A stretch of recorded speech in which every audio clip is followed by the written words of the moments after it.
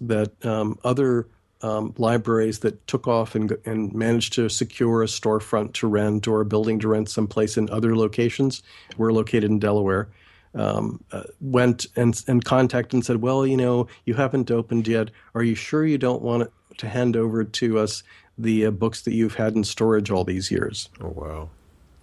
And I understand, because they were like, well, you're never going to do this. We've already done it. And we said, no, we wish you well, and we'll work cooperatively with you once we're open.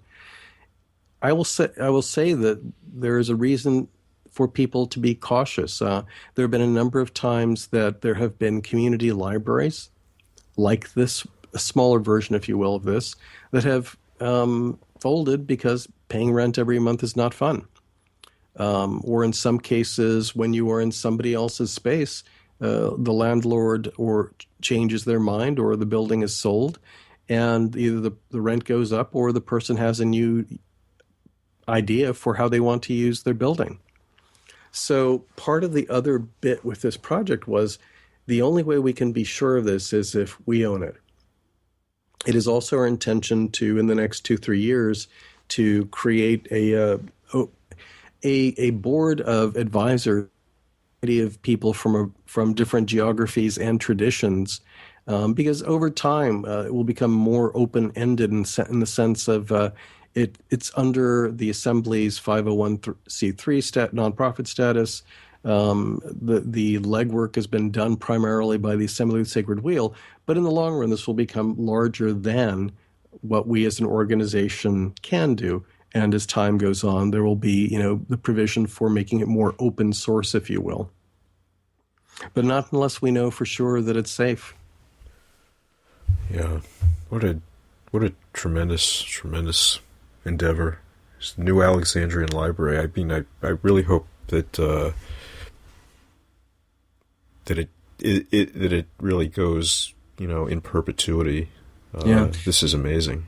I'm looking forward to, there's 2 pieces of sculpture that are going to be in the core of the library that have actually been commissioned, and we've had people donate the money to have the sculptures made. One of a very large, beautiful statue of Athena, or Athena if you prefer, and another of Thoth or Tahuti, whichever name you know him by, because we view them as kind of the sponsors of the library. Certainly. Yeah, that's beautiful. So I think this would be a good point for us to wrap up this section of the interview. Right.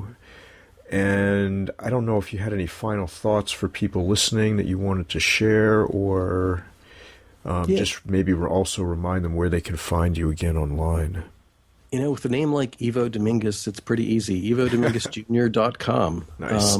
And that's the easiest way to find me. And I'm fairly good at keeping up with answering emails.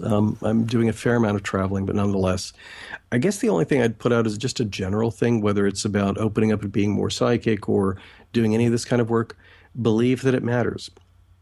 Believe that it matters. A lot of times the work is impeded when we don't think that it makes a difference. And it does. It makes a difference in yourself, and by changing yourself, you change the way that you impact on the world. And often we just need to be reminded that spiritual pursuits change the world, even though it may not happen overnight.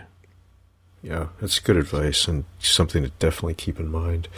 So, Ivo Dominguez Jr., I want to thank you very much for speaking with us tonight. Your most recent book, Practical Astrology for Witches and Pagans, highly recommended from Wiser Books. It's great speaking with you, and I hope people will join us in the membership section where we're going to be speaking about protection magic. Thank you. In the Occult of Personality membership section, Ivo Dominguez Jr. presents a teaching on protection magic. Several listeners have asked to learn more about protective magic, and I'm pleased to have a great teacher like Ivo to address this subject. Join us. Just browse to occultofpersonality.net/membership and sign up if you haven't already. Not only will you get access to this great teaching with Ivo, but more than 100 other recordings, all while supporting the podcast. Thanks again for listening, And until next time. I saw an angel through a doorway. She told me of her name,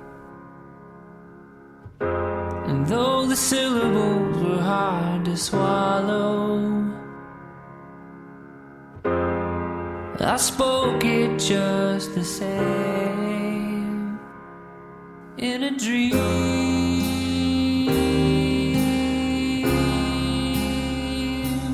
in a dream.